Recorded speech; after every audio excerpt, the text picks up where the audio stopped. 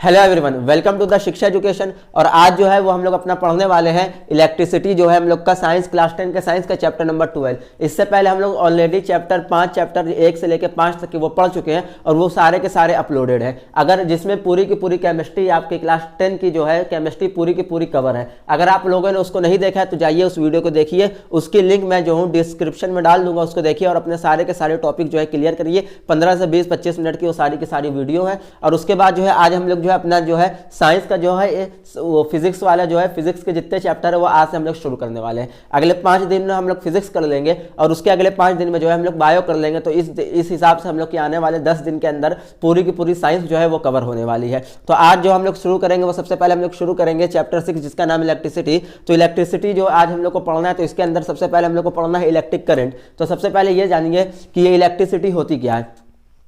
तो इलेक्ट्रिसिटी वो है जिसके बिना आप जो है कहीं पे भी जो है सरवाइव नहीं कर सकते हैं। इस टाइम पे कहीं पे भी सरवाइव नहीं कर सकते हैं, बहुत ही ज़्यादा मुश्किल होगा। अगर आप लोग अपने डेली यूज़ में देखें तो मोबाइल चार्ज करना, लैपटॉप चार्ज करना, टीवी चलाना, ओवन है, माइक्रोवेव है, फ्रिज है, हर जगह आप लोगों को जो है इलेक्ट्रिक करंट का, इलेक्ट्रिसिटी का जो है वो यूज़ आप लोग को होते हुए दिख जाएगा। अगर इलेक्ट्रिसिटी नहीं होगी, लाइट नहीं आएगी तो आप लोग खुद ही सोचिए कि कितने दिन तक के आप लोग जो है वो रह पाएंगे बगैर मोबाइल के और बगैर किसी चीज़ के। तो सबसे पहले इलेक्ट्रिसिटी के अंदर जो हम लोग को पढ़ना है वो हम लोग को पढ़ना है इलेक्ट्रिक करंट। अच्छा, इलेक्ट्रिसिटी के अंदर और 2 पार्ट हैं जो हम लोग को पढ़ना है। वो 2 कौन कौन से? एक हम लोग की स्टैटिक इलेक्ट्रिसिटी और एक हम लोग की है जो flowing electricity, electricity in current वाली। तो स्टैटिक इलेक्ट्रिसिटी मतलब जो रुकी हुई है, वो हम लोग को इस सिलेबस में नहीं पढ़ना है। रुकी हुई इलेक्ट्रिसिटी के बारे में ज़्यादा, रुकी हुई करंट के बारे में ज़्यादा पढ़ना हम लोग को काम है नहीं।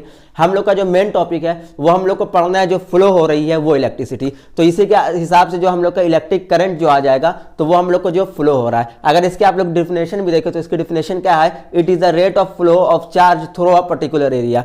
यानी कि ये जो थ्रो हो रहा है, ये जो एक सर्किट के अंदर ये चार्ज जो है ये फ्लो हो रहा है। अब ये चार्ज जो है इस सर्किट के अंदर कैसे फ्लो हो रहा है? वो एक पर्टिकुलर एरिया में जो है उसका एरिया फिक्स है, वो उसी एरिया के हिसाब से उसी एरिया के डायरेक्शन में जो है वो फ्लो होता जा रहा है। तो एक पर्टिकुलर एरिया में जो है रेट का चार्ज का जो फ्लो होना है उसी को हम लोग जो है इलेक्ट्रिक करंट कहते हैं। और इसी के बाद जो हम लोग का इलेक्ट्रिक करंट आता है इसको हम लोग जो है आई से डिनोट करते हैं, जो अभी हम लोग पढ़ने वाले हैं। उसके बाद जो हम लोग का आ जाएगा इलेक्ट्रिक सर्किट। अब इलेक्ट्रिक सर्किट क्या है? इलेक्ट्रिक सर्किट बेसिकली वही चीज है जिस सर्किट के अंदर हम लोग का जो है इलेक्ट्रिक जो है हम लोग का करंट जो है वो हम लोग का जो फ्लो होगा। यानी कि एक सर्किट है, अब उस सर्किट के अंदर मान लीजिए ये आप लोग का सर्किट है। अब इस सर्किट के अंदर ये हम लोग का जो है करंट ये फ्लो होने वाला है। ये आई नाम का करंट जो है जिसको आई कहते हैं, वो करंट हम लोग का फ्लो होगा तो एक पर्टिकुलर एरिया में होगा। वो पर्टिकुलर एरिया इसका कौन सा? फिक्स है। ये जो इसकी लाइन है ये इसका पर्टिकुलर एरिया है। तो इसी पर्टिकुलर एरिया में जो है ये करंट जो है फ्लो होगा। अब इस करंट को जब ये फ्लो होगा, चार्ज फ्लो होने की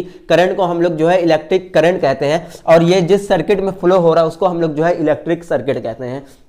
तो आई होप आप लोग अच्छे से क्लियर कर लिए होंगे। उसके बाद जब इलेक्ट्रिक सर्किट की जब हम लोग फॉर्मूले की बात करेंगे तो उसका फॉर्मूला क्या होता है? उसका फॉर्मूला होता है I equal to Q upon T। अब इसमें Q क्या है? तो Q जो है वो हम लोग का चार्ज है। Q जो है हम लोग का चार्ज है, चाहे आप स्मॉल q लिखिए, चाहे आप स्मॉल q लिखिए या चाहे जो है कैपिटल Q लिखिए। तो Q जो है वो हम लोग का जो है बेसिकली एक चार्ज है। अब ये चार्ज जो है तो इसकी जो SI यूनिट होती है, हर चीज़ की एक SI यूनिट होती है। इंडिया के अंदर जो है हम लोग SI यूनिट में ही बात करते हैं। तो इसकी Q की जो SI यूनिट होती है वो हम लोग को कूलाम है। कूलाम जो है वो Q की जो है वो SI यूनिट होने वाली है। अब उसके बाद जो T है ये टाइम है। तो टाइम की SI यूनिट क्या होने वाली है? टाइम की SI यूनिट जो है वो सेकंड होने वाली है। और I जो है ये आपका करंट है यानी कि एम्पेयर है। और इसकी जो है करंट की SI यूनिट जो होने वाली है, इसको जो डिनोट करने वाले हैं वो हम लोग एम्पेयर है। तो बेसिकली SI यूनिट क्या होती है? SI यूनिट वो होती है जब आप कोई भी न्यूमेरिकल सॉल्व करेंगे तो उसके बाद जो है आप लोग उसकी जो सॉल्यूशन आ जाएगा, जो भी आप लोग का आंसर आ जाएगा, उसके बाद जो है उसकी आप लोग को एक SI यूनिट लिखनी पड़ेगी। अगर आप लोग उसको नहीं लिखेंगे तो आप लोग का हाफ मार्क्स जो है 100% कट होना ही होना है। तो SI यूनिट वही है। उसके बाद जो है डिफिनेशन अगर आ गई तो उसमें भी आप लोग को SI यूनिट लिखनी पड़ेगी, जिससे जो है आप लोग की डिफिनेशन जो है वो 2 से 3 लाइन में आ पाए। तो बेसिकली SI यूनिट जो आप लोग का formula I equal to Q upon T। Q की SI यूनिट होती है कूलाम और T की होती है सेकेंड और I की जो होती है वो हम लोग की हो जाती है एम्पेयर। अब इसके बाद जो हम लोग को पढ़ना जो क्वेश्चन आ जाता है 2 नंबर में, वो क्या आता है? वो 1 एम्पेयर ऑफ इलेक्ट्रिक करंट जो है वो बताओ कि 1 एम्पेयर 1 एम्पेयर 1 एम्पेयर का जो इलेक्ट्रिक करंट होता है वो क्या होता है? तो बेसिकली ये कुछ नहीं है, ये 1 एम्पेयर का जो करंट होता है इसको सीधे सीधे आप ये समझिए कि जब 1 कूलम ऑफ चार्ज यानी कि चार्ज तो फ्लो हो रहा है सर्किट के अंदर, आप लोग को पता है, तो ये चार्ज जो फ्लो हो रहा है वो कैसे फ्लो हो रहा है, ये अपने SI यूनिट के हिसाब से फ्लो हो रहा है। यानी कि जो है चार्ज के SI यूनिट क्या है, Q को हम लोग चार्ज बोलते हैं और चार्ज के SI यूनिट कूलम है। तो ये जो है 1 कूलम ऑफ चार्ज से ये जो है ये 1 कूलम ऑफ चार्ज से ये फ्लो हो रहा है। कहाँ फ्लो हो रहा है, ये हम लोग को जो है ये कंडक्टर में फ्लो हो रहा है। 1 कूलम ऑफ चार्ज से जो है ये कंडक्टर में फ्लो हो रहा है। अब ये कैसे फ्लो हो रहा है, ये 1 सेकंड में जो फ्लो हो रहा है, यानी कि एक चार्ज है वो 1 कूलम ऑफ चार्ज के हिसाब से फ्लो हो रहा है। किसमें फ्लो हो रहा है, कंडक्टर में फ्लो हो रहा है। और वो कंडक्टर में किस टाइम पे फ्लो हो रहा है, वो 1 सेकंड ऑफ टाइम पे, यानी कि पर यूनिट टाइम पे जो फ्लो चार्ज हो रहा है, जो मूव कर रहा है, जो इसमें जो है इसमें ये जो है ये करंट चला गया, करंट अब इसमें जो फ्लो हो रहा है ये करंट जो है ये कूलम 1 कूलम के हिसाब से जा रहा है। अब ये जब 1 कूलम के हिसाब से जा रहा है इस सर्किट में, तो इसके में जो टाइम लगने वाला है वो 1 सेकंड टाइम लगेगा। तो जब वो 1 सेकंड टाइम लगेगा तो उसी को बेसिकली हम लोग जो कहते हैं वो कहते हैं 1 एम्पेयर ऑफ इलेक्ट्रिक करंट। यही आप लोग की डिफिनेशन होने वाली है। इसके बाद जो आप लोग को समझना वो ये समझना है कि 1 कूलम ऑफ चार्ज की पावर क्या होती है, 1 कूलम ऑफ चार्ज में जो है कितने इलेक्ट्रॉन होते हैं। तो उसकी जो आप लोग को जो वैल्यू है और इलेक्ट्रॉन जो है वो आप लोग का 6 × 10 की पावर 18 इलेक्ट्रॉन होते हैं 1 कूलम ऑफ चार्ज में। अब उसके बाद 1 इलेक्ट्रॉन का मतलब क्या होता है, जैसे 1 कूलम ऑफ चार्ज में 6 × 10 की पावर 18 इलेक्ट्रॉन होते हैं, लेकिन इलेक्ट्रॉन का क्या चार्ज होता है, तो 1 इलेक्ट्रॉन इज इक्वल टू क्या होता है 1.6 × 10 की पावर -19 कूलम होता है। 1 इलेक्ट्रॉन इज इक्वल टू 1.6 × 10 की पावर -19 कूलम। ये जो है वैल्यू आप लोग को याद करनी पड़ेगी, न्यूमेरिकल में ये वैल्यू जो है आप लोग को बहुत ज्यादा जो है यूज में आने वाली है। अब इसके बाद जो हम लोग को पढ़ना है वो यही पढ़ना है कि इसका जो है मेजर कैसे किया जाता है, यानी कि इसकी मेजरमेंट कैसे होती है, इसको नापा कैसे जाता है, किसको, इलेक्ट्रिक करंट को, इसकी मेजरमेंट कैसे होती है। तो इसकी मेजरमेंट जो होती है वो अमीटर से होती है। किससे होती है, अमीटर से होती है। और वो सिंपली कैसे कनेक्ट होता है, क्योंकि सब तो इसमें सर्किट के अंदर की बात है, तो सर्किट में अमीटर कैसे कनेक्ट होता है, ये सीरीज में कनेक्ट होता है। तो ये सर्किट है, इसमें अगर एमीटर कनेक्ट होगा तो हमेशा सीरीज में कनेक्ट होगा। अच्छा, सीरीज और पैरेलल अभी हम लोग आगे इसी वीडियो में आगे जो है अच्छे से कवर अप करने वाले हैं। तो अभी बस इतना समझ लीजिए, जो एमीटर फ्लो होता है वो कैसे फ्लो होता है, वो सीरीज में कनेक्टेड होता है, सीरीज में। अच्छा, चार्ज ऑफ, अगर डायरेक्शन आप लोग को करंट की डायरेक्शन पूछ ली जाए वो कैसे बताएंगे, डायरेक्शन ऑफ करंट जो है ये आप लोग कैसे बताएंगे। तो डायरेक्शन ऑफ करंट सबसे पहले ये समझिए कि क्रिएट कौन करता है। तो डायरेक्शन ऑफ करंट जो होता है सर्किट में कौन क्रिएट करता है, वो आपका सेल क्रिएट करेगा या फिर वोल्टेज क्रिएट करेगा। जैसे आप लोग का ये वोल्टेज है, यहाँ पे एक नेगेटिव टर्मिनल है माइनस और यहाँ पे एक पॉजिटिव टर्मिनल है, कौन सा, पॉजिटिव यानी कि प्लस। अब यहाँ पे अगर चार्ज को फ्लो करना है तो इसकी डायरेक्शन कैसे पता चलेगा चार्ज को, ये इसको ऊपर साइड से जाना है या नीचे साइड से जाना है। तो ये डायरेक्शन ऑफ करंट जो फ्लो होता है ये कैसे क्रिएट होता है, क्रिएट तो आप लोग का या तो ये कर देगा वोल्टेज या तो फिर आप लोग का सेल भी कर देगा। लेकिन अब ये जो है मूव किस डायरेक्शन में करेगा ये आप लोग को समझना, ये मूव जो है हमेशा पॉजिटिव डायरेक्शन से करता है। कहां से करंट फ्लो करता है, बैटरी के पॉजिटिव टर्मिनल का।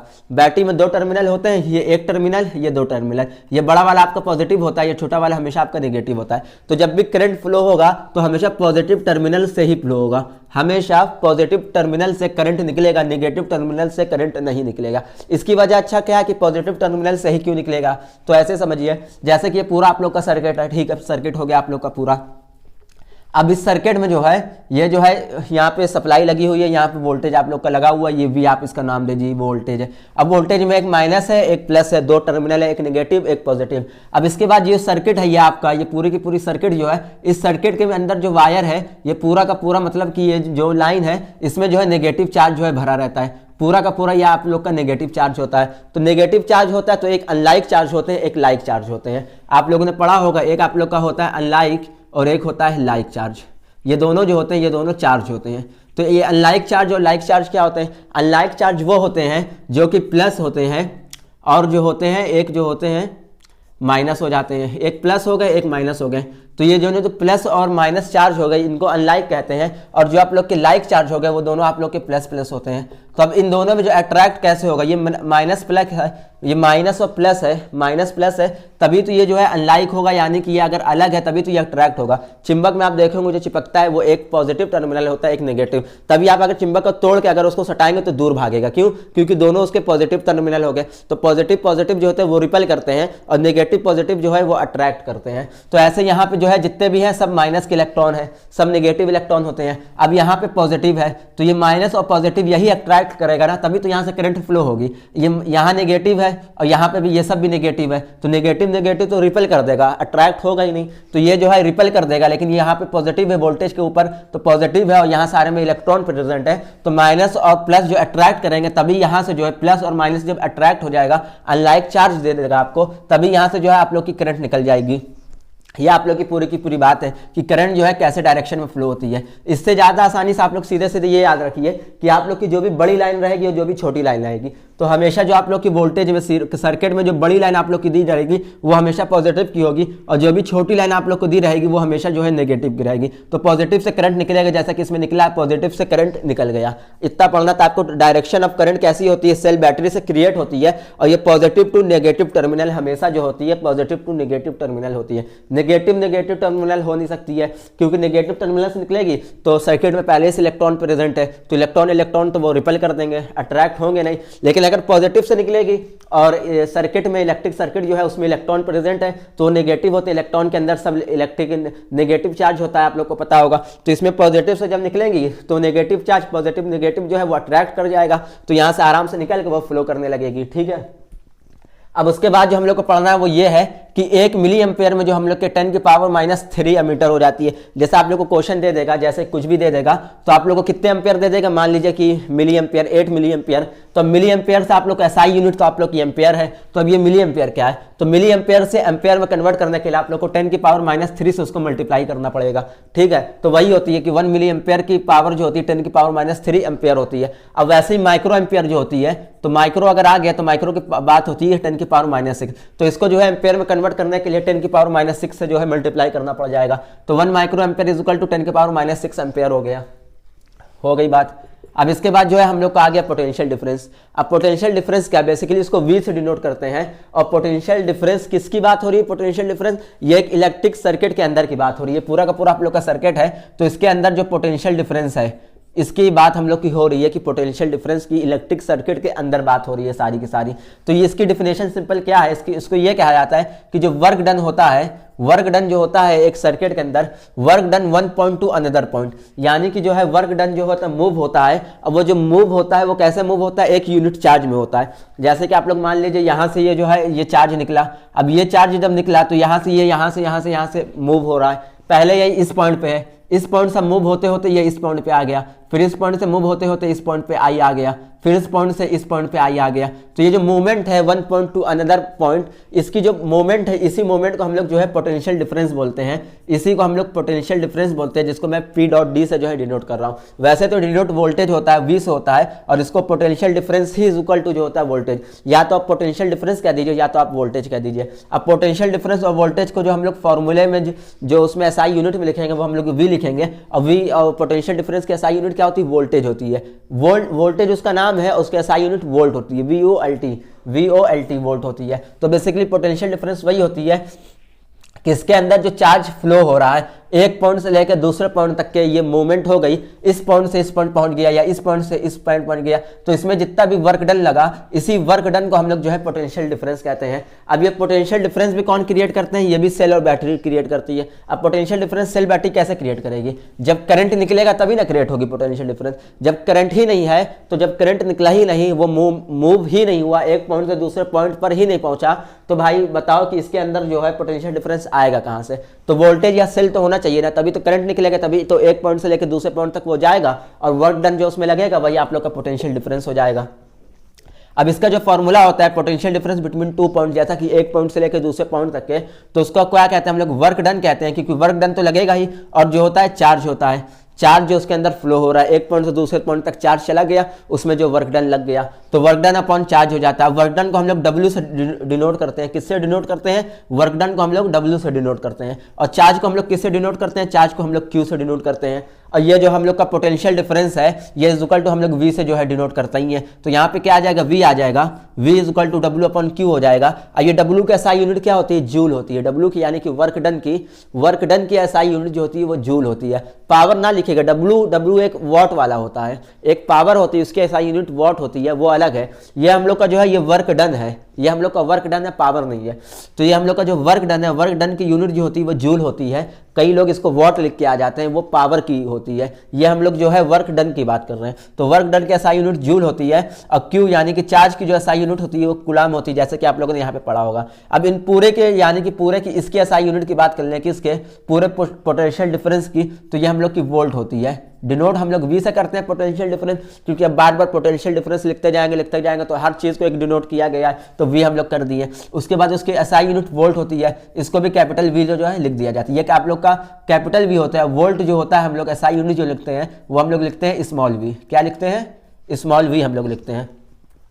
अब उसके बाद जो एक क्वेश्चन आ जाता है 2 नंबर में, वो आप लोग का क्वेश्चन क्या हो जाता है कि डिफाइन करो 1 volt of electron in potential difference, यानी कि 1 वोल्ट ऑफ इलेक्ट्रिक जो है, 1 वोल्ट ऑफ इलेक्ट्रिक जो है वो डिफाइन करो पोटेंशियल डिफरेंस में, कि 1 volt of electric potential difference होता क्या है।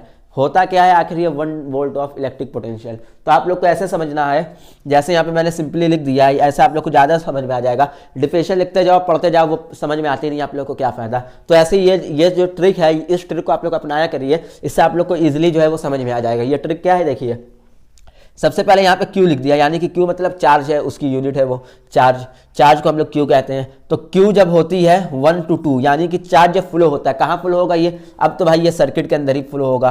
तो चार्ज जब फ्लो होता है, करंट चार्ज है, करंट फ्लो हो रहा है, यानी कि चार्ज फ्लो हो रहा है 1 पॉइंट से 2 पॉइंट तक, यहाँ से लेकर यहाँ तक के करंट फ्लो हो गया, चार्ज फ्लो हो गया, 1 से लेकर 2 पॉइंट तक ये फ्लो हो गया। अब ये जो फ्लो हुआ है, तो अच्छा ये चार्ज जो फ्लो हुआ, ये चार्ज कैसे फ्लो होना चाहिए? वो 1 कूलम के चार्ज में फ्लो होना चाहिए, 1 कूलम के हिसाब से फ्लो होना चाहिए।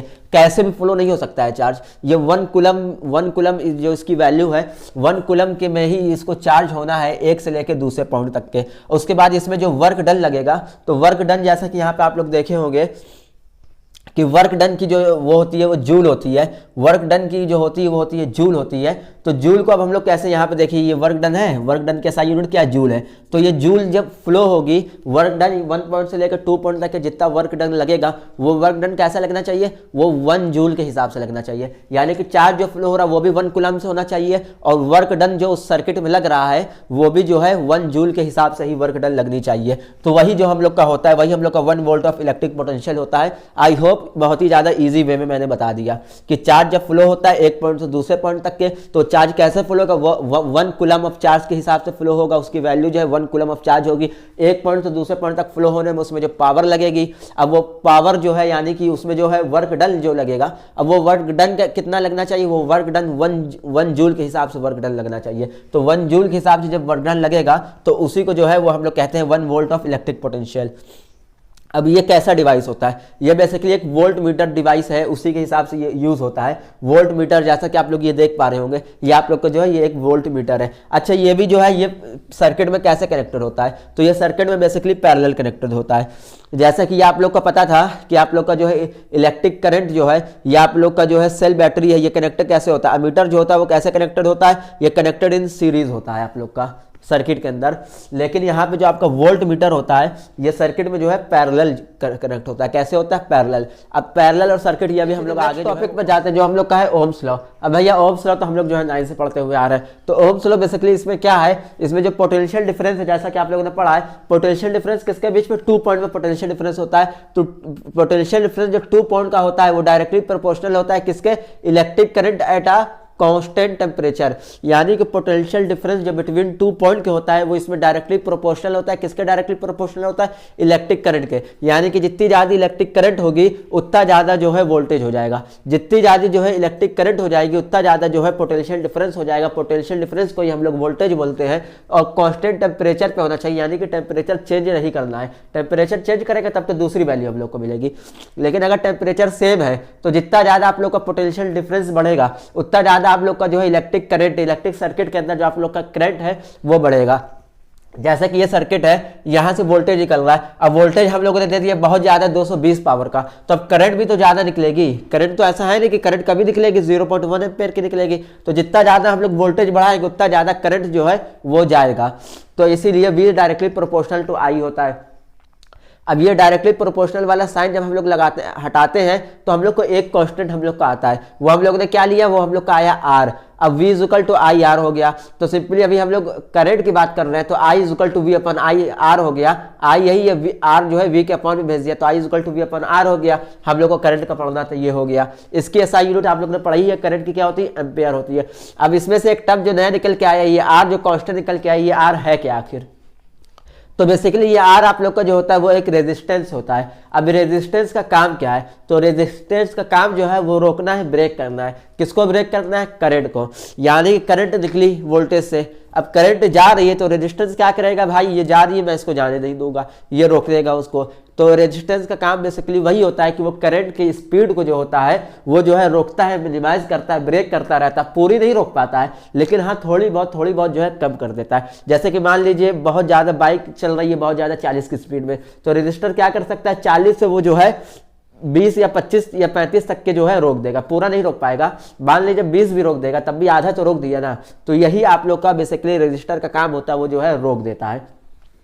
अब रजिस्टर की जो आप लोग की यूनिट होती है एसआई, वो होती है ओम, और इसको जो एसआई यूनिट में हम लोग डिनोट करते हैं वो डिनोट करते हैं हम लोग ओम से। तो ओम का बेसिकली सिंपल ऐसे होता है, आप लोग बना सकते हैं, बहुत इजी होता है। और आर इज इक्वल टू जो है वी अपॉन आई होता है। ये कहीं और से फॉर्मूला नहीं आया, ये फॉर्मूला हम लोग का यहीं से आया। V is equal to I R था तो आर हम लोग रहने दिया और आई जो है वी के अपॉन भेज दिया, तो R is equal to V upon I हो गया।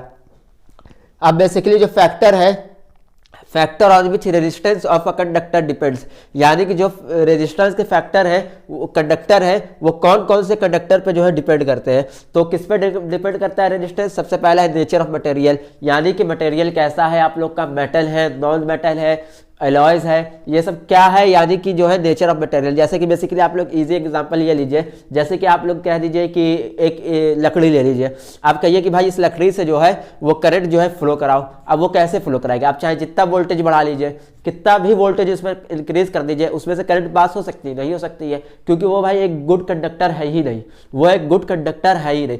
उसी की जगह आप लोग एक पानी ले लीजिए, वाटर ले लीजिए, एक्वस सॉल्यूशन ले लीजिए। अब एक्वस सॉल्यूशन से जब आप लोग करंट फ्लो कराना चाहेंगे वो तो इजीली फ्लो हो जाएगी।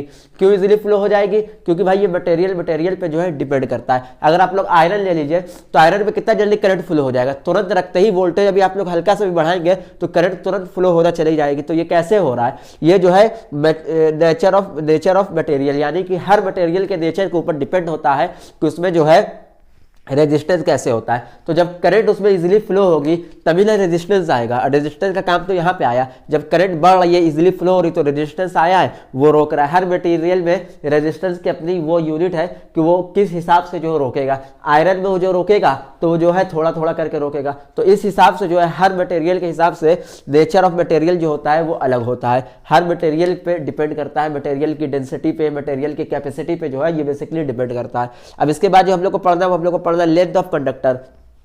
तो इसको सीधा ऐसे समझिए कि जितना ज़्यादा हम लोग लेंथ बढ़ा देंगे, जितने ज़्यादा हम लोग जो है लेंथ बढ़ा देंगे तो लेंथ जब बढ़ जाएगी तो उसमें करंट भी तो ज़्यादा जाएगा। लेंथ बढ़ गई बहुत ज़्यादा, आप लोगों ने लेंथ ले ली, जहाँ पहले लेंथ इतनी तो आप लोगों ने इस लेंथ को बढ़ा के इतना कर दिया। अब इसमें जो करंट दौड़ रही थी वो तो पहले इतनी दौड़ रही थी, अब करंट बढ़ के कितनी हो गई, इतनी हो गई। करंट कितनी, डबल ट्रिपल या ज़्यादा उससे भी, तो करंट जो है वो जो है बढ़ने लगी। तो अब करंट जो है डायरेक्टली प्रोपोर्शनल किस पे होगी, रेजिस्टेंस पे, यानी कि जितना ज़्यादा आप लेंथ बढ़ाएं उसमें उतनी ज़्यादा आप लोगों ने करंट फ्लो कराई। अब करंट जितनी ज़्यादा फ्लो होगी उतना ज़्यादा टाइम रेजिस्टेंस को मिल गया करंट को रोकने के लिए। करंट का काम तो रोकना है ना। अब इतने टाइम में कोई कितना टाइम रोक सकता है, मान लीजिए आपके पास 60 सेकंड है, तो 60 सेकंड में अगर आपको कोई रोक रहा है तो 60 सेकंड यानी 60 बार ही रोक सकता है ना, इससे ज़्यादा तो नहीं रोक सकता है। एक सेकंड में भी इससे जल्दी तो रोक नहीं सकता है, एक बार 1 सेकंड में रोक पाएगा वो। तो 1 मिनट में 7 सेकंड होता है तो बहुत ज्यादा आप लोग रोक पाएगा, कितना, 60 बार मैक्सिमम बता रहा हूं ये। अब यही आप लोग का अगर 1 घंटा हो गया तो सोचिए वही आदमी आप लोग को वो कितने बार रोक सकता है, कितने बार रोक सकता है, क्योंकि टाइम कितना ज्यादा बढ़ गया, लेंथ टाइम की जो है कितना ज्यादा बढ़ गया, तो वो जो है वो रोकने की उसकी कैपेसिटी भी बढ़ गई। तो उसी हिसाब से जो है ये आप लोग का रेजिस्टेंस है, जितनी ज्यादा लेंथ बढ़ गई उतनी ज्यादा उसमें जो है करंट फ्लो होगी, और जितनी ज्यादा करंट फ्लो हो रही है तो रेजिस्टेंस का काम उतना ज्यादा कि वो उतने ज्यादा बार जो है करंट को रोकेगा। तो बेसिकली जैसे जैसे करंट बढ़ेगा वैसे रेजिस्टेंस भी बढ़ेगा। करंट अगर भाग रहा है पीछे तो रेजिस्टेंस भी उसके पीछे भाग रहा है कि भाई रुको रुको रुको, तो दोनों डायरेक्टली प्रोपोर्शनल होगा। ये देखिए जब इस फॉर्मूले का जो यूज होने वाला है, तो आर डायरेक्टली प्रोपोर्शनल टू आई हो गया करंट के, ठीक है। अब इसके बाद जो हम लोग को पढ़ना है वो हम लोग को पढ़ना है एरिया ऑफ क्रॉस सेक्शन। तो ये एरिया ऑफ क्रॉस सेक्शन क्या होता है? तो area of cross section basically ये होता है कि आप किसी भी वायर को ले लीजिए, किसी भी चीज़ को ले लीजिए, तो उसकी थिकनेस जो है वो जितनी ज़्यादा बढ़ेगी रेजिस्टेंस को वो उतनी ज़्यादा कम कर देगी। यानी कि ये डायरेक्टली प्रोपोर्शनल होते हैं, इनवर्स प्रोपोर्शनल भी आप कह सकते हैं कि आर जो होता है इनवर्सली प्रोपोर्शनल होता है 1 अपॉन एरिया के। यानी कि एरिया जितना ज़्यादा बढ़ेगा, डेंसिटी जितनी ज़्यादा बढ़ेगी, तो रेजिस्टेंस जो आप लोग का है वो उतना ज़्यादा कम होगा। और अगर रेजिस्टेंस जितना ज़्यादा बढ़ता जाएगा तो आप लोग का जो है एरिया जो है वो उतना ज़्यादा जो है वो कम होता जाएगा। अब इसी से अगर हम लोग फॉर्मूला बनाएंगे तो हम लोग के पास क्या था, R is equal to R directly proportional to I था और R is equal to 1 upon A inversely proportional थे। तो दोनों प्रोपोर्शनल जब आ जाएगा तो I अपॉन A हो जाएगा। तो वही हमने किया है कि R directly proportional to I और इनवर्सली तो A, तो R directly proportional to I upon A। अब ये जो डायरेक्टली प्रोपोर्शनल का साइन जब हटा तो पिछले बार हम लोग को रेजिस्टेंस मिला था, अब ये तो रेजिस्टेंस की ही कहानी चल रही है। तो इसमें हम लोग को एक चीज़ मिल गया जिसको हम लोग कहते हैं ओम, जिसको हम लोग कहते हैं रो। क्या होता है? ये रो होता है। इसको बेसिकली रो कहते हैं। इसको बनाना बहुत इजी होता है, सीधे ऐसे बना दीजिए। कैसे बनाएंगे? यू बना देंगे, इसको हम लोग रो कहते हैं। अब ये एसआई यूनिट रो की क्या होती है?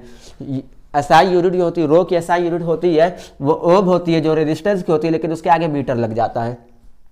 रेजिस्टेंस की एसआई यूनिट मीटर होती है, लेकिन रो की एसआई यूनिट जो होती है मीटर और रो भी हो जाती है, रो इंटू मीटर हो जाती है। यानी कि रेजिस्टेंस के साई यूनिट में से मीटर का जो है मल्टीप्लाई हो जाता है। अब ये क्या होता है इसमें बेसिकली रो क्या करता है? रो का ये है कि does not depend on the length और थिकनेस। यानी कि रो जो है वो ना ही उसको लंबे होने से मतलब है, लेंथ में कोई मतलब नहीं, चाहे जितना लंबा हो जाए करंट, चाहे जितना लंबा हो जाए रजिस्टर, उसको कोई मतलब नहीं है।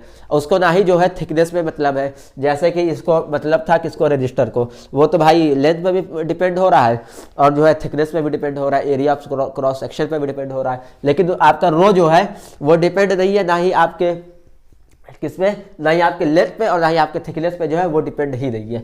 अब उसके बाद जो आप लोग को पढ़ना है वो आता है कॉम्बिनेशन ऑफ सीरीज। तो कितने टाइप के सीरीज कॉम्बिनेशन है? दो आप लोग को पढ़ना है, एक सीरीज कॉम्बिनेशन और एक आप लोग को पढ़ना है पैरेलल कॉम्बिनेशन। तो आइए पहले हम लोग बात करते हैं सीरीज कॉम्बिनेशन की। तो सीरीज कॉम्बिनेशन में क्या होता है, जो सर्किट के अंदर जो है एक बैटरी होती है, ये बैटरी है आपकी, यहाँ से पॉजिटिव नेगेटिव टर्मिनल है, यहाँ से आपकी करंट निकली, आई करंट निकल गई, पॉजिटिव से हमेशा करंट निकलती तो पॉजिटिव से आई निकल गई। अच्छा, इसमें सीरीज कॉम्बिनेशन में सीरीज जो है आप लोग की ये सीरीज होती है, ये तो ये सीरीज यानी कि रजिस्टर जो होता है वो हमेशा सीरीज में लगा रहता है, यानी एक के बाद एक के बाद एक लगा रहता है, यानी एक रजिस्टर, दो रजिस्टर और यहाँ पे हो गई ये 3 रजिस्टर। तो सीरीज जो है रजिस्टर जो है एक लाइन में लगा रहता है, उसको हम लोग सीरीज कॉम्बिनेशन कहते हैं। इसमें करंट सेम होती है। एक बात याद रखिएगा कि सीरीज कॉम्बिनेशन में करंट जो है वो सेम होती है, आई जो है ये सेम रहेगी, लेकिन वोल्टेज जो है ये आर पे भी अलग है, R2 पे भी अलग है, R3 पे भी अलग है। यानी कि वोल्टेज जो होती है वो सीरीज कॉम्बिनेशन में जो है वो डिफरेंट होती है, लेकिन करंट जो होती है वो सीरीज कॉम्बिनेशन में सेम होती है। अब इसका अगर हम लोग निकालेंगे तो अगर V इक्विवेलेंट V निकाल ले, यानी कि टोटल V निकाल ले, इक्विवेलेंट उसको कहते हैं, तो V हम क्या निकालेंगे कि भाई V1 V2 प्लस V3, इस पे भी V लग रहा है, इस पे भी V लग रहा है, इसको भी V लग रहा है, क्योंकि इन तीनों पे V डिफरेंट है, सेम V नहीं है, डिफरेंट V है। तो V1 plus V2 plus V3 कर देंगे तो हम लोग को टोटल V जो है वो मिल जाएगा। अब इसके बाद जो R इक्विवेलेंट, ये आप लोग को क्वेश्चन में बहुत ज्यादा निकालना रहेगा, क्या R इक्विवेलेंट ऑफ सर्किट। तो R इक्विवेलेंट ऑफ यानी कि टोटल सर्किट का जब रजिस्टर आप निकालेंगे तो कैसे निकालेंगे, वो R1 प्लस R2 R3 कर देंगे सिंपली, क्योंकि आपको तो भाई टोटल चाहिए और करंट में जो है ये सेम रहता है, सीरीज में जो है करंट सेम रहता है, तो R1 plus R2 plus R3 कर दीजिएगा। तो यही आप लोग का फॉर्मूला हो जाता है R इक्विवेलेंट ऑफ सर्किट का, यानी कि रेजिस्टेंस इक्विवेलेंट रेजिस्टेंस सर्किट का जो फॉर्मूला है वो R is equal to R1 plus R2 plus R3।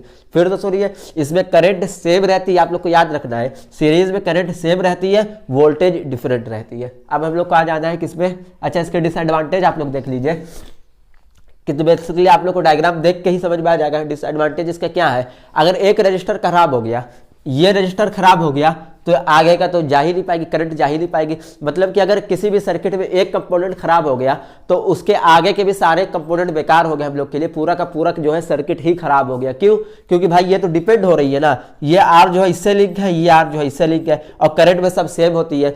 तो यही खराब हो गया, करंट यहीं पर रुक गई, तो इसके आगे करंट का जाने का सवाल ही नहीं है। करंट क्या है, इसके आगे जाएगी नहीं, ये खराब हो जाएगा तो किसी काम का नहीं है। और इसके बाद जो दूसरा इसका जो डिसएडवांटेज है वो क्या है, वो हम लोग के बेसिकली हाउस में होता है, घरों में होता है, क्या होता है कि हम लोग जो फ्रिज चलाते हैं, जो हीटर चलाते हैं, मोबाइल चार्ज करते हैं, बल्ब जो जलाते हैं, इन सब में जो एम्पेयर करंट चाहिए ये हम लोग को अलग अलग चाहिए। कितनी चाहिए? अलग अलग। क्योंकि जो हीटर में करंट ज़्यादा लगती है और वहीं हम बात करें मोबाइल यूज़ करने की या बल्ब की, तो इसमें जो है करंट अलग होती है। लेकिन इसमें क्या सीरीज़ में भाई, इसमें तो करंट सेम रहती है, इसमें वोल्टेज अलग होता है लेकिन करंट जो है सेम होती है। अब हम लोग को सेम करंट तो चाहिए नहीं, क्योंकि भाई अगर हम लोग मोबाइल चार्ज करने वालों को हीटर का अगर करंट दे देंगे तो चार्जर तो हम लोग का खराब हो जाएगा, डिवाइस हम लोग के खराब हो जाएंगे। तो ये सबसे बड़ी हम लोग की डिसएडवांटेज होती है। किसमें होती है? ये सीरीज कॉम्बिनेशन में होती है।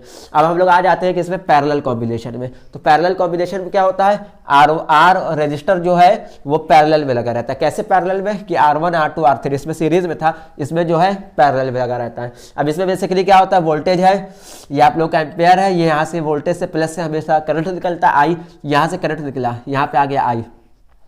अब ये करंट क्या कर रहा है? ये डिवाइड हो जा रहा है। यहाँ पे करंट जाएगा I1, यहाँ पे करंट जाएगा I2 और यहाँ पे करंट कितना आ जाएगा? I3।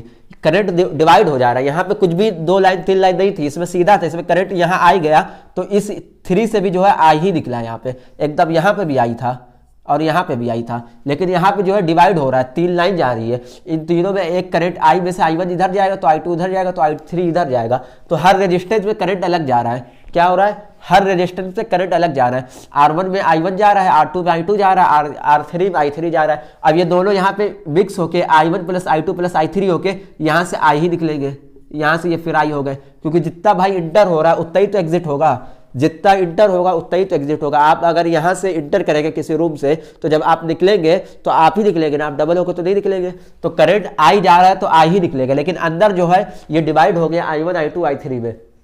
तो बेसिकली इससे आप लोग को क्या पता चला कि पैरेलल कॉम्बिनेशन में, पैरेलल सर्किट में करंट डिवाइड होता है लेकिन वोल्टेज जो है सेम होता है। सीरीज में करंट सेम था, वोल्टेज डिवाइड हो रहा था, और इसमें जो है वोल्टेज सेम है, वोल्टेज इसमें सेम है, इसमें करंट डिवाइड हो जा रहा है। I1 I2 I3 वोल्टेज तो इसका यही है, वोल्टेज ये V है तो यही V है, ये V जब जा रहा है तो I जो है करंट डिवाइड हो जा रहा है। अब इसका जब हम लोग I इक्विवेलेंट निकालेंगे तो I का फॉर्मूला क्या होता है? I1 प्लस I2 I3, क्योंकि I इज इक्वल टू क्या है? I1 plus I2 plus I3। I को इज इक्वल टू रख देंगे तो ये तीनों जब जोड़ेंगे तो इज इक्वल टू I के बराबर होगा ना। क्यों? क्योंकि भाई ये तीनों तो I में से ही निकले, तो I1 प्लस I2 I3 तीनों को जोड़ देंगे तो ये I के बराबर ही तो होंगे। तो हम लोग लिख दिया I is equal to I1 plus I2 plus I3। ठीक है। अब I का फॉर्मूला आप लोग जानते हैं V अपन R। I का ये आप लोग का फॉर्मूला है जो आप लोग ओम्स लॉ से निकाले तो potential difference directly proportional to electric current. तो I is equal to V upon R होता है, तो I की जगह V अपन R रख देंगे। फिर I1 की जगह आप लोग क्या रखेंगे? I1 की जगह क्या रखेंगे? R1 रखेंगे ना, क्योंकि R1 की बात हो रही है। तो V अपन R1 सिंपली V अपन R2 प्लस V अपन R3, क्योंकि I3 था। अब इसके बाद जो है यहाँ से V कॉमन ले लेंगे तो V कॉमन आ जाएगा, तो अंदर क्या बचेगा? 1 अपन R1, 1 अपन R2 और 1 अपन R3। अब जब इसमें से भी V और V ये दोनों कट जाएंगे तो इसके बाद जब ये दोनों कट गए तो 1 upon R is equal to 1 upon R1 plus 1 upon R2 plus 1 upon R3। ये हम लोग का R इक्विवेलेंट किस में निकल गया? किस सर्किट में?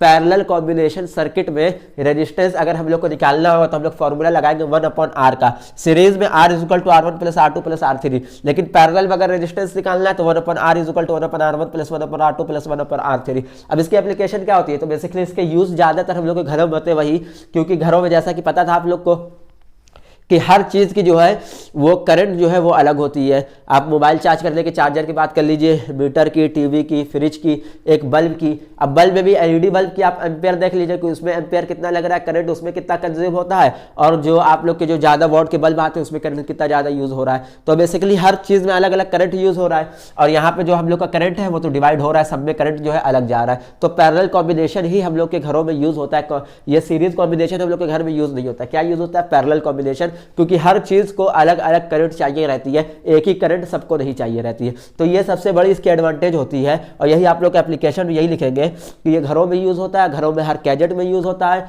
चाहे वो मोबाइल हो चाहे वो किसी भी चीज़ का हो, सब में करंट जो है अलग अमाउंट में जाती है। तो वही हम लोग का पैरेलल कॉम्बिनेशन। सीधे लास्ट टॉपिक में जाते हैं जो हम लोग का क्या है, वो हम लोग का है जूल्स लॉ ऑफ हीटिंग। तो इसको ज़्यादा घुमा फिरा के नहीं बात करनी है, सीधे सीधे हम लोग को पॉइंट टू पॉइंट पढ़ना, बहुत ही ज़्यादा अच्छे से समझना है। तो सबसे पहले आप लोग ये समझिए कि जो हीट होता है वो डायरेक्टली प्रोपोर्शनल होता है किसके? आई स्क्वायर के, यानी कि करंट के डायरेक्टली प्रोपोर्शनल होता है। अब ये कैसे प्रोपोर्शनल होता है? करंट के, यानी कि अगर किसी भी चीज़ में आप हीट ज़्यादा दे देंगे, उसमें हीट ज़्यादा अगर देंगे तो उसकी जो करंट जा रही है भाई वो तो दुगनी जाएगी ना। करंट तो पहले ही से जा रही थी, लेकिन अब आपने उसमें हीट दे दी, तो अब आपने जब उसमें हीट दे दी तो करंट जो है वो दुगने तरीके से जो है वो जाएगी। तो इसीलिए जो है H डायरेक्टली प्रोपोर्शनल होता है आई स्क्वायर के करंट के। अब वही दूसरी तरफ जो होता है H हमेशा जो हीट होती है वो डायरेक्टली प्रोपोर्शनल होती है किसके, रेजिस्टेंस से। अब रेजिस्टेंस कैसे डायरेक्टली प्रोपोर्शनल होती है, वो ऐसे होती है कि जब आप किसी भी चीज़ में ज़्यादा हीट देंगे, मान लीजिए आप ज़्यादा हीट दे रहे हैं, तो अब रेजिस्टेंस को क्या कर लग रहा है, रेजिस्टेंस को उस करंट को रोकने के लिए रेजिस्टेंस को अपनी ताकत भी तो जानी लगानी पड़ रही है। तो जितनी ज़्यादा हीट उतनी ज़्यादा रेजिस्टेंस, जितनी कम हीट उतना कम रेजिस्टेंस। रेजिस्टेंस को जितनी ज़्यादा हीट लगानी पड़ी वो किस पे डिपेंड करता है कि जो है हीट कितनी जा रही है करंट पे। करंट आप कितना जा रहे हैं, कम दे रहे हैं कि ज़्यादा दे रहे हैं, हीट कम दे रहे हैं या ज़्यादा दे रहे हैं। अगर ज़्यादा हीट दे रहे हैं तो रेजिस्टेंस को तो भाई रोकना है, हीट के करंट को रोकना है उसको, तो उसको काम भी तो ज़्यादा करना पड़ेगा। तो जितनी ज़्यादा हीट उतना ज़्यादा रेजिस्टेंस, तो इसी हिसाब से जितनी ज़्यादा हीट उतना ज़्यादा रेजिस्टेंस हो जाता है। अब यही H जो है हीट है डायरेक्टली प्रोपोर्शनल होता है किसके, टाइम के। तो बेसिकली टाइम पे कैसे होता है कि किसी भी चीज़ को आप जितना ज़्यादा टाइम देंगे वो उतना ज़्यादा हीट उसके अंदर एब्जॉर्ब होगी, उतना ज़्यादा गर्म होगा। प्रेस को ले लीजिए, और जैसा ही करता है क्या बटन दबाते ही गर्म हो जाती है, नहीं ना, कुछ टाइम लेती है ना, 5 से 10 सेकंड 15 सेकंड लेती है। 15 सेकंड के बाद जब प्रेस जो है उसमें हीटिंग ज़्यादा हो जाती है, छूने के लायक नहीं रहती है वो। शुरू में तो टाइम आप जैसे ही स्विच ऑन किए हो कैसे आप उसको जो है टच कर सकते हैं, आपका हाथ नहीं जलेगा। लेकिन कुछ टाइम बाद क्या होता है, उसकी हीटिंग जो है बढ़ जाती है। किसके लिए बढ़ती है, टाइम पे बढ़ती है। तो H डायरेक्टली प्रोपोर्शनल किसके हो जाता है, टाइम पे हो जाता है। जितना ज़्यादा टाइम उतनी ज़्यादा हीट, जितना कम टाइम तो हीट ही नहीं होगी। अब आप टाइम ही नहीं दे रहे हैं तो हीट कैसे होगी। मोबाइल को जब ज़्यादा देर चार्ज में लगा दो तो मोबाइल हीट कर जाता है। क्यों हीट कर जाता है, क्योंकि उसमें जो है टाइम ज़्यादा लग गया। आपको लगाना था भाई 100% करने के लिए आपको करना था 10 मिनट, आपको करना था 1 घंटा चार्ज, आपने लगा दिया 6 घंटा। तो देखिएगा उसको छू के मोबाइल के पैनल के बैक पैनल को या फिर चार्जर को हीट हो जाता है, गर्म हो जाता है। तो बेसिकली यही होता है। ये दोनों फॉर्मूले मिला के आपके क्या बन जाते हैं, heat is equal to main formula जो आपका है I square R T. I square यानी करंट, आर रेजिस्टेंस और टी टेम्परेचर। तो हीट का जो फॉर्मूला होता है वो जूल्स में होता है, आई स्क्वायर आर टी। और ये हीट की जो यूनिट होती है वही बेसिकली जूल होती है। अब इसके बाद हम लोग को क्या पढ़ना है, हमको पढ़ना है application of heating effect of electric circuit. Application of heating effect of electric circuit, इसमें दो होती है कि इसकी एप्लीकेशन कैसे होती है और ये इसमें फ्यूज जो है वो क्या वर्क करता है। तो बेसिकली जो आप बेसिकली एक बल्ब को ले लीजिए जो वॉल में लगा रहता है, आप लोग को जो है लाइटिंग प्रोवाइड करता है। तो बल्ब जो बना रहता है, बल्ब के अंदर जो उसके अंदर एलिमेंट लगे रहते हैं वो किस चीज़ के एलिमेंट होते हैं, वो आपके टंगस्टन मेटल होते हैं। कौन सा, टंगस्टन मेटल। अब उस टंगस्टन मेटल की खासियत क्या है, उसमें खासियत ये है कि उसकी जो मेल्टिंग पॉइंट है वो बहुत ज़्यादा हाई है, तभी उसको यूज़ किया जाता है। क्यों, क्योंकि उसमें बहुत ज़्यादा हीट जब दी जाती है तो टंगस्टन मेटल जो होती है उसकी मेल्टिंग पॉइंट तो बहुत ज़्यादा हाई है, तो वो जो है वो जलता नहीं है। तो उसमें जब बहुत ज़्यादा वो क्या कहते हैं उसको हीट आप दे भी देंगे तब भी वो जो है जलेगा नहीं, क्योंकि मेल्टिंग पॉइंट उसका हाई होता है। और वो जो बना रहता है वो कौन से मेटल का बना होता है, वो टंगस्टन मेटल का बना होता है, इसीलिए वो जो है जलता है। वो आप लोग को जो है वो लाइट जो है प्रोवाइड करता है। उसके अंदर जो है आप लोग देखे होंगे कि उसके अंदर ऑक्सीजन नहीं रहता, इसीलिए उसके अंदर आग नहीं लगती है। अगर आप उसके ऊपर का जो वो होता है प्लास्टिक या कांच जो होता है, अगर आप उसको हटा दें उसके बाद आप जलाएं तो आप लोग देखिएगा कि आग लग जाएगी। लेकिन उसके अंदर आग क्यों नहीं लगता है, क्योंकि ऑक्सीजन उसमें ऑक्सीजन की प्रेजेंस नहीं है, ऑक्सीजन उसके अंदर है नहीं, बल्ब के अंदर ऑक्सीजन नहीं है। और उसका जो मेटल है टंगस्टन मेटल से हीट बहुत ज़्यादा, मेल्टिंग पॉइंट उसकी बहुत हाई है, तो उसके अंदर चाहे जितनी आप हीट दीजिए वो जल्दी जो है वो मेल्ट नहीं होगा, जलेगा नहीं। लेकिन वही अगर उसको आप एयर के कनेक्ट में कर देंगे, एयर में कनेक्ट कर देंगे तो तुरंत उसमें जो है आग लग जाएगी। अच्छा, ये फ्यूज क्या काम करता है, तो सिंपली फ्यूज का काम ये है कि आप लोग का जो है आपके जो जितने डिवाइस है, इलेक्ट्रिकल डिवाइस आप लोग के जितने भी है, गैजेट वगैरह जो भी है, उसको बचाना। कि अगर बहुत ज़्यादा हीट जब करंट पास हो जाती है तो फ्यूज़ क्या करता है, फ्यूज़ जो है वो मतलब उसका नाम ही फ्यूज़ है, वो फ्यूज़ हो जाता है और करंट जो है आगे पास नहीं होती है। फ्यूज़ मतलब कि अगर इसमें मान लीजिए अगर कॉपर का वायर है, क्योंकि ज़्यादातर कॉपर का ही वायर लगाया जाता है घरों में, तो कॉपर का वायर है तो इसमें जब अगर बहुत ज़्यादा हीट देंगे तो इसकी एक कैपेसिटी है, इसकी एक कैपेसिटी है वहाँ तक के। वैसे तो कॉपर की जो मेल्टिंग पॉइंट बहुत ज़्यादा होती है, लेकिन इसकी भी एक टाइम लिमिट तक के जो है इसकी हीट की प्रेजेंस लेवल है। इसको जब आप बहुत ज़्यादा हीट देंगे, बहुत ही ज़्यादा हीट देंगे तो ये क्या करेगा, कॉपर क्या करेगा, कॉपर जो है मेल्ट हो जाएगा और ये जो है खत्म हो जाएगा। तो यही जो होता है ये आप लोग का फ्यूज हो जाता है। जब ये मेल्ट हो जाएगा तो इसमें से इससे आगे जो है करंट जाएगी नहीं, करंट आगे जाएगी नहीं, यानी कि फ्यूज हो गया, यानी कि आपके जितने भी डिवाइस है घरों के अंदर वो जो है बेसिकली जो है सेव होते हैं। अब इसके बाद जो आता है आप लोग को पढ़ना है इलेक्ट्रिक पावर। तो इलेक्ट्रिक पावर की ये डिफिनेशन है, amount of electric charge consumed in a circuit per unit area. यानी कि जो है अमाउंट है इलेक्ट्रिक चार्ज का वो कंज्यूम हो रहा है कितने में, पर यूनिट एरिया, यानी कि एक यूनिट एरिया में कितनी अमाउंट ऑफ एनर्जी जो है वो कंज्यूम कर रहा है। सर्किट जो आप कहा है वो एक यूनिट एरिया में, पर यूनिट एरिया में कितनी ज़्यादा एनर्जी जो है, कितनी ज़्यादा हीट जो है वो जो है कंज्यूम्ड कर रहा है, उसी को हम लोग जो है इलेक्ट्रिक पावर कहते हैं। इसका फॉर्मूला होता है P=VI, यानी कि पोटेंशियल डिफरेंस और इंटू जो है करंट हो जाता है। अब इसी का जो दूसरा फॉर्मूला होता है वो होता है I²R, और इसी को जो है हम लोग V²/R से भी कर सकते हैं। 3 फॉर्मूले हैं ये, इसी में अगर V=IR रख दीजिएगा तो ये आ जाएगा, और I=V/R रख दीजिएगा तो ये फॉर्मूला आ जाएगा। ये याद नहीं करना, आप लोग इसी में से जो है आराम से निकाल सकते हैं। इसके SI यूनिट जो होती है वॉट होती है। क्यों वॉट होती है? क्योंकि ये इलेक्ट्रिक पावर है, तो इसलिए इसको जो है वॉट कहते हैं। अब इसके बाद जो आप लोग को ये आना चाहिए वो आना चाहिए किलोवाट इन पावर। तो एक पावर में किलोवाट कैसे होता है? तो जो है 1000 वाट का जो आप लोग का होता है 1 किलोवाट होता है। 1 किलोवाट जो आप लोग का होता है वो 1000 वाट का होता है। अब 1 किलोवाट पर हार आप लोग को निकालना है, उसकी क्या होती है ये 3.6 × 10⁻⁶ जूल होती है। अब ये निकली कैसे वहाँ, ये आप लोग को पता चलेगा कि एक हार में कितने मिनट होते हैं, 60 मिनट होते हैं। 1 घंटे में 60 मिनट, 1 मिनट में 60 सेकंड। अब जब 1 हार को 1 घंटे को हम लोग निकालेंगे तो मिनट और सेकंड वाला मल्टीप्लाई हो जाएगा, तो 60 × 60 कितना हो जाता है 3600। अब ये जो हम लोग का आ गया ये 1 हार आ गया। अब हम लोग को 1 किलोवाट भी चाहिए। अब 1 किलोवाट में कितने होते हैं 1000 वाट होते हैं, तो सिंपली 3600 को मल्टीप्लाई किससे कर देंगे 1000 से, 1 किलोवाट से जो है मल्टीप्लाई कर देंगे। तो 1 किलोवाट कैसे निकल आएगा 36 से, क्योंकि 1 हार तो हम लोगों ने ये निकाला है। तो जब 1 हार निकाल लेंगे तो इसको मल्टीप्लाई करेंगे तो हम लोग का क्या आ जाएगा 3.6 × 10⁻�6। और इसको जो प्रेजेंस करते हैं इसकी जो यूनिट होती है वो होती है जूल। SI यूनिट होती है वो जूल। तो बेसिकली इसी के साथ आपको ये पूरा का पूरा चैप्टर जो है कंप्लीट हो गया। आई होप कि मैंने बहुत ही ज़्यादा अच्छे से आप लोगों को समझाया होगा। अगर ये चैप्टर अच्छे से समझ में आ गया तो आप लोग कॉमेंट करिए और बताइए कि कौन कौन सा टॉपिक जो है वो आप लोगों को नहीं समझ में आया, उस पर मैं जो फिर से वीडियो बना दूंगा। और अगर समझ में आ गया सारे के सारे टॉपिक तो जो पहले की वीडियो उसको भी देखिए और अपने पहले की भी सारे के सारे बेसिक जो है क्लियर करिए। इसके कुछ न्यूमेरिकल की प्रैक्टिस लीजिएगा। उसके बाद जो रिवीजन शीट आने वाली है, मतलब कि जो हम लोग प्रीवियस ईयर क्वेश्चन करने वाले हैं उसमें तो इसके हम लोग जो है क्वेश्चन की प्रैक्टिस करेंगे ही, उससे बाहर तो कोई क्वेश्चन ऐसे भी आने वाले हैं नहीं। तो बेसिकली जो है अगर आप लोग मैथ का भी देख रहे हैं तो मैथ में भी देखते रहिए, उसमें जो है 10 चैप्टर हो चुके हैं, 3 चैप्टर और उसमें भी करने हैं, वो भी हम लोग आराम से 2 से 3 दिन में कर लेंगे। उसके बाद में सिंपली उसमें भी वही होगा कि प्रीवियस ईयर क्वेश्चन जो है लगाए जाएंगे। तो बेसिकली आप लोग को जो है कोई भी दिक्कत लेने की जरूरत है ही नहीं। बोर्ड का एग्जाम आप लोग को बहुत ही ज़्यादा अच्छे से जो है ईजी वे में अच्छे मार्क्स गेन करते हुए खेलते कूदते जो है भैया जाने वाला है। तो बेसिकली इसको अपने ज़्यादा से ज़्यादा दोस्तों को शेयर करें ताकि वो लोग भी इसका फ़ायदा उठा सके और वो लोग भी जो है इस हम लोग की फैमिली के साथ जो है शिक्षा एजुकेशन जो फैमिली है इसके साथ वो लोग भी जो है वो इस वीडियो को शेयर करें, सब्सक्राइब करवाएं और उसके बाद जो है बेल आइकन दबा दे जाके कोई भी नोटिफिकेशन कोई भी वीडियो आए तो उसकी नोटिफिकेशन आप लोग को जो है जल्द से जल्द जो है मिल सके और आप लोग जो है अपने टॉपिक जल्दी से जल्दी क्लियर कर सके। बहुत ही जल्दी हम लोग सारे चैप्टर खत्म करने वाले हैं, टेंशन नहीं लेनी है, सब कुछ आराम से हो जाएगा। ओके, कल एक दूसरी वीडियो आएगी इसके आगे वाले चैप्टर के फिजिक्स की। ओके, सो बाय बाय।